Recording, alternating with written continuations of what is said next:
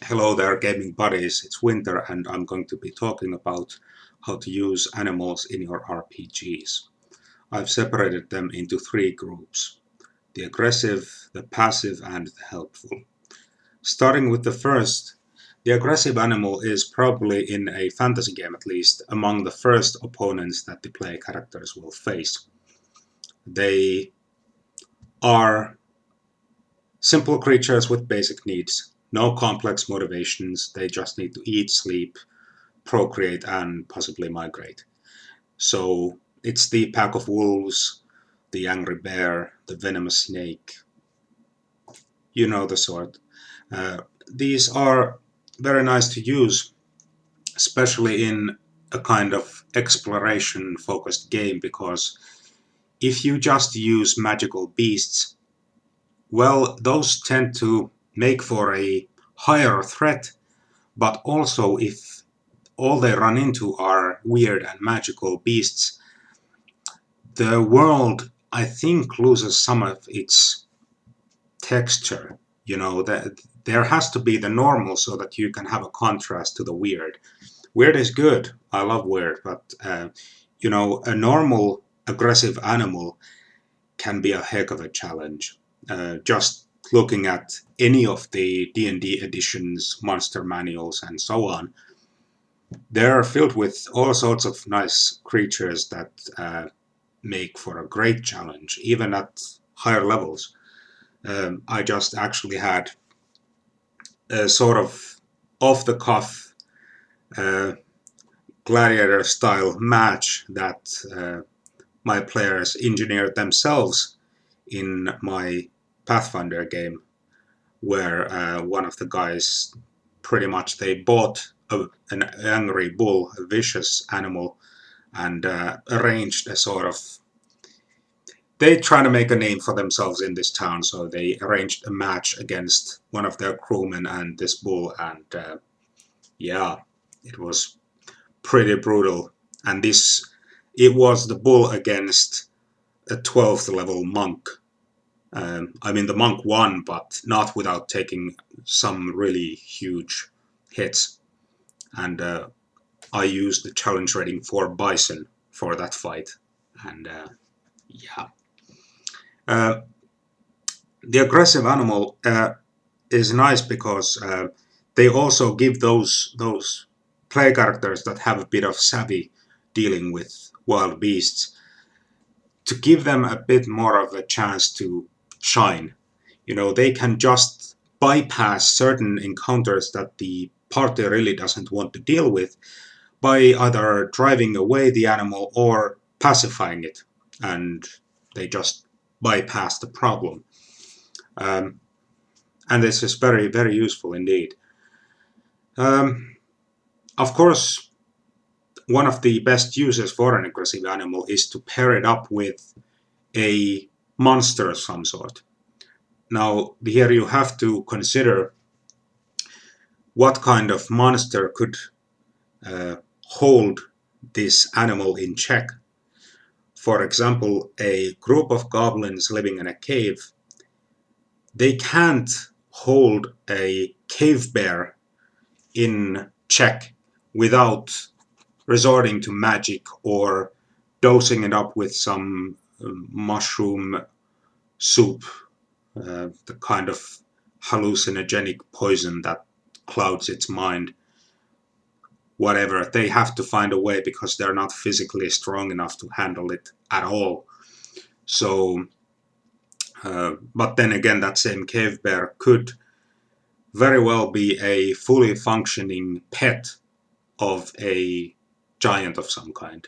You know, the giant is way too strong for the bear, and the bear understands this, and maybe the giant gives the bear some little treats here and there. But, you know, the bear guards its turf near the giant's home, and yeah, they have a kind of symbiotic relationship. But aggressive animals are very, very useful and can definitely, if you tie certain types of aggressive animals to a certain geographical location, like the NPCs might tell the player characters that, oh, in those hills there's this particularly vicious pack of wolves that you don't want to camp there overnight. They will attack. And they will bring more flavor into the world.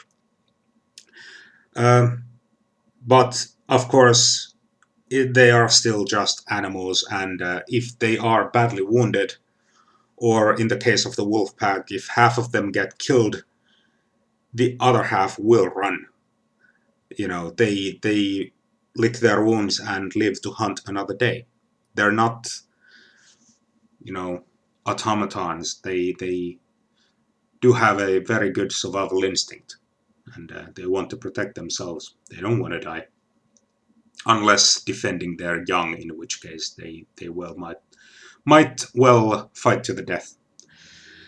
Moving on to the passive animals. These are animals like cattle, all sorts of, like for example, sheep. Now, a herd of sheep is not going to be very important to a bunch of adventurers, but they might have a story reason for interacting with them, like protecting them from predators because they know the shepherd. And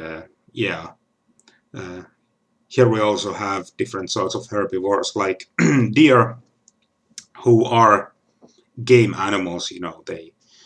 The players might hunt them for additional rations, and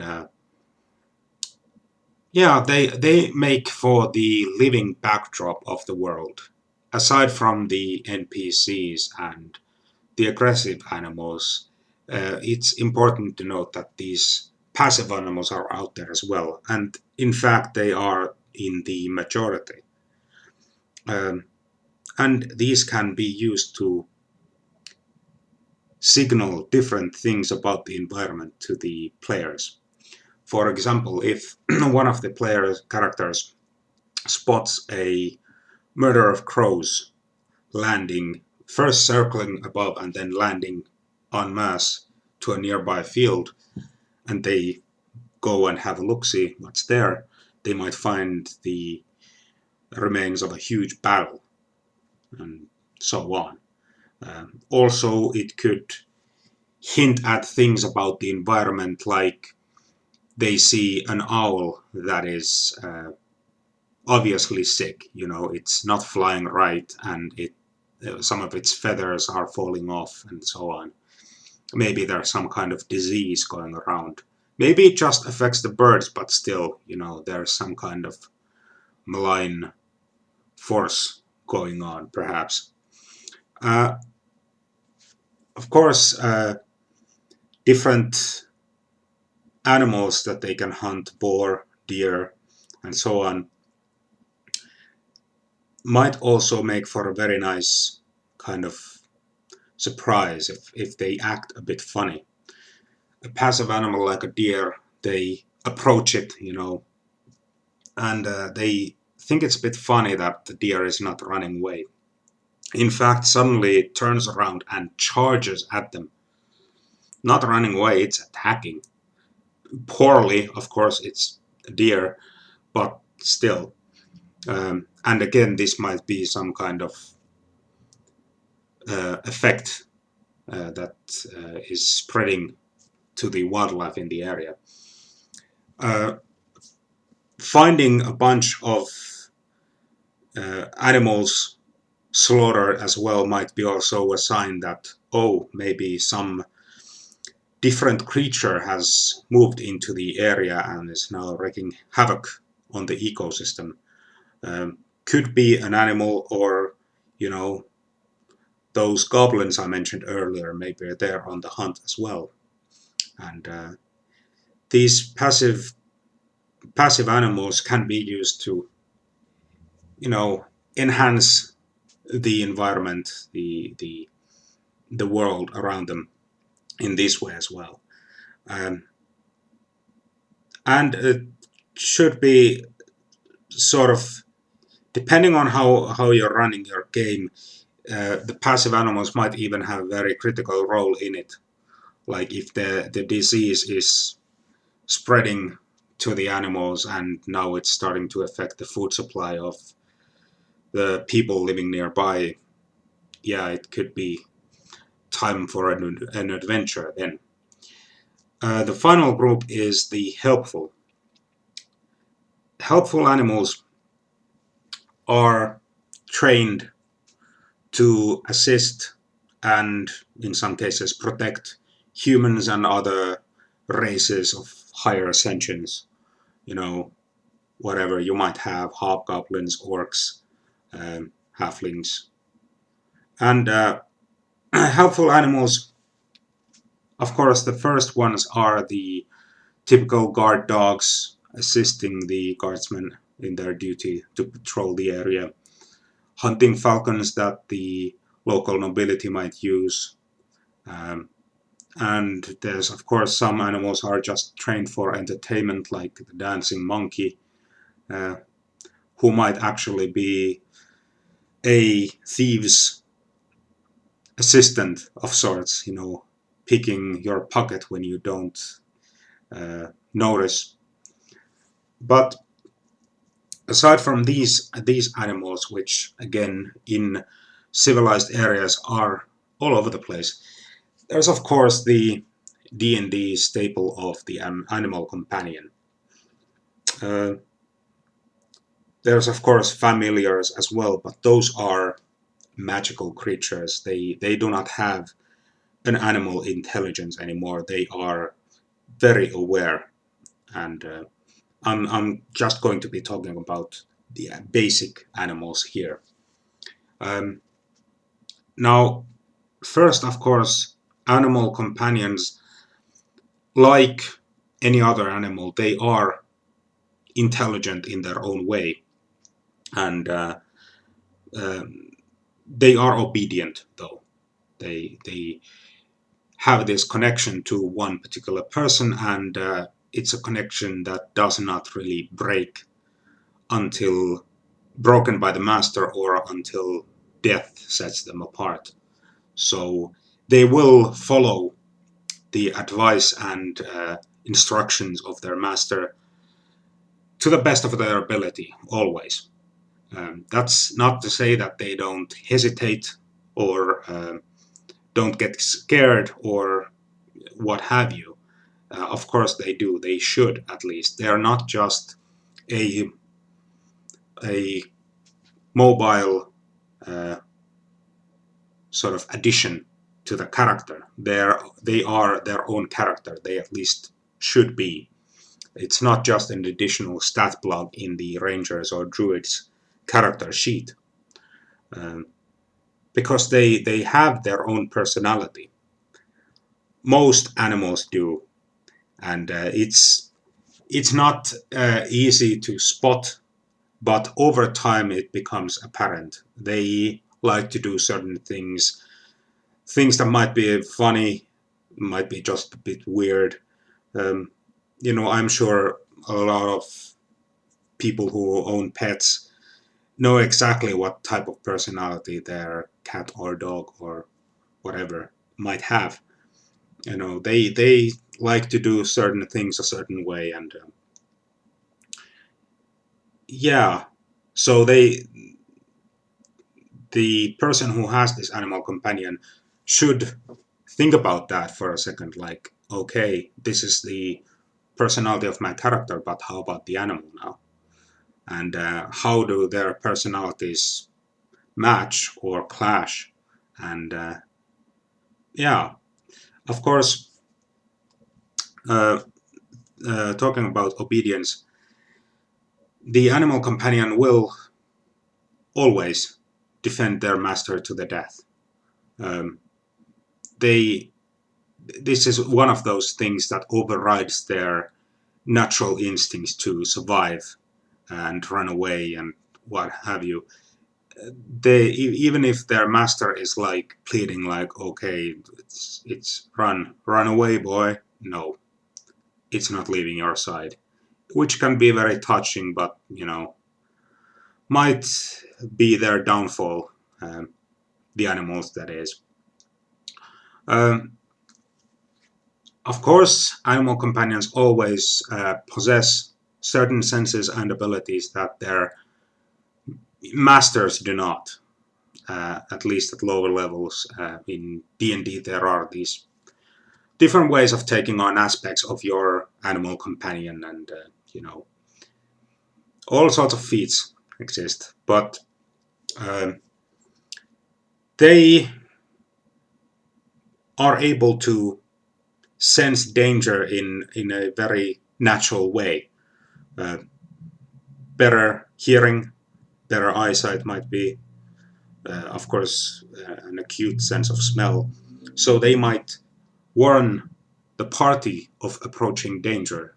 A dog might growl, a snake might coil up around its master's ankle, and they will have a way of signaling them of danger.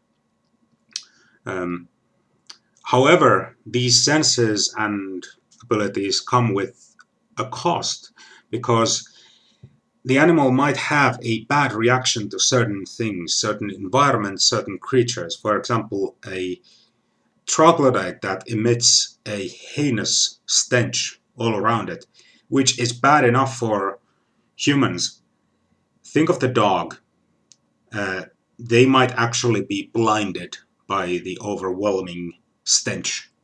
Um, or they might not be able to approach the creature at all, even despite their master's commands. It's just like a wall of stench for them. Um, and certain environments can be just as bad, because think of a snake in that is suddenly thrust into an Arctic or extremely cold environment. Their reaction time will start to slow down, and they will move around slow like molasses. Yeah, they natural animals are not fit for every environment. At least I can't think of many that are. You can just throw them in any ecosystem and they will thrive there. No, they have certain things that they have evolved to in certain areas. Of course, they may not also be able to traverse in any terrain. The paladin's warhorse might be a great magical steed, but it can't get into dungeons that easily. It certainly can't climb ladders. And here you really, it's not on the game master to think of ways and build in ways to accommodate for these all sorts of different animals, because the variety of animals that the player characters can have is in most games vast.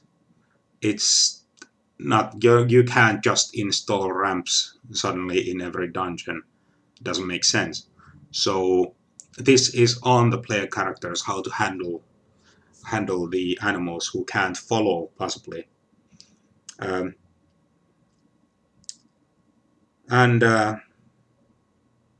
yeah, of course, if you have an adventure or campaign in mind that will take most of its time will be spent in certain environments that an animal is not going to be suited in, then you should probably hint at the players like, yeah, by the way, if you're thinking about picking the whatever the boar as your actually a boar might be okay in just about any environment. But yeah, if yeah, they should have a little heads up that that animal you just picked might not fare all that well in a lot of these places that we're going to go through. But yeah, animals though uh, can also be used to create a distraction. I've had this happen many times where the players like arrange the dog will bark, or the in one case the wizard's rat familiar would skitter across the floor and have suddenly have a bunch of kobolds chasing after it with their flint spears, like yelling, "Yeah, yeah, lunch! We're gonna have lunch! We're at lunch!" And yeah, this can be also very helpful. You can sort of set up ambushes by using the animals, because the sound that an animal makes will not put the monsters to as much of a high alert as if they hear like someone talking, or sounds that any kind of humanoid might make. Um, of course, animals need to rest and eat just like everyone else. So here again, it's on the player characters to think, okay, we're gonna need some food as well for the animals. They need their own type of rations most of the time. Some creatures, like pigs, they're omnivores. You can feed just about anything to a pig, and it will fare pretty well. But other animals are way more picky. Um, and yeah, speaking of rest, of course, certain animals like to rest at certain times. So some animals are nocturnal. So that should be player should be aware of that as well. Yeah, it might be your animal companion, but it might be a bit lethargic during the day if it's a nocturnal creature. And of course, also when it comes to combat and those sorts of things, injuries can affect the animal's mood. I've done this quite a few times, to animal companions, like give a little, nudge to the player who has this companion that the animal is not all that happy right now. A dog might whimper, uh, a cat might hiss a whole lot, and yeah, so on. Some animals might roll around on the ground and or just lay down and look beaten, you know. Uh, yeah, and of course, if they get sick or something, or if worse, poisoned, uh, you should make it apparent to the person who is their master. Like the master has spent extensive time with this animal, so they know when there's something different about their behavior. So they should pick up on it pretty fast.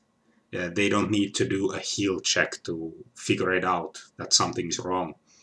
They might need to make a heal check to figure out exactly what's wrong, but they should get a clear clue from the animal itself. Um, Animals, of course, can be used, any of these animals, in different kinds of plot hooks. In I'm just gonna go over some of the things that I've done over the years. An animal is captured or stolen.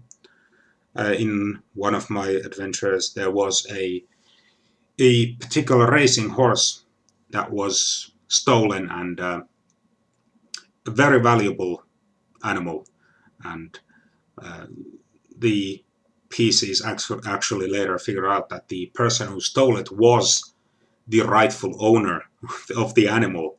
But yeah, there was this huge feud between these two desert tribes between them about this one horse. Um, it was very legendary animal, but still, yeah, uh, a lot of controversy came out of it. The player characters had to make a lot of tough choices on whether to honor their original arrangement or just leave the horse be with its rightful owner. Um, Also possible that, like I said earlier, animal gets sick and needs a special cure. In one case, a whole stable full of a knightly order's horses were afflicted with this wasting disease, and they needed some special herbs immediately, and none were available at that area, so they had to send out squires and knights to fetch the different components and race back in time to save these very important animals, because this was an order that was very much oriented towards mounted combat. So if they lost those highly trained, well-fed horses, then they were done for. Also, animals could get affected by some magical malady or a bizarre effect. Like, let's say that there are some cows in a pasture, and one morning they all sprout feather wings. They can't really fly, at least not that far. They make these magnificent mooing leaps, and you know, but it's just weird what happened. Maybe it's a prank caused by some mischievous fey creature, or maybe it's the effect of some celestial being uh, entering the world nearby. Whatever. I actually used these winged cows, and the players never really figured out what the heck was with those cows, and they never lost their wings. Uh, Actually, became a bit of an attraction to that village. Um, but yeah, all sorts of different interesting and fun ways that you can use animals in your games. If you have any thoughts to add and maybe questions, and let me know. I'd also like to know what sorts of memorable animals you've had in your games. Could be an animal companion, could just be a mount, what have you. Maybe an animal that was a particularly good opponent for the player characters. But in any case, this video has gone on long enough, and that's it for now. Have a very nice day, and thanks for watching. Bye.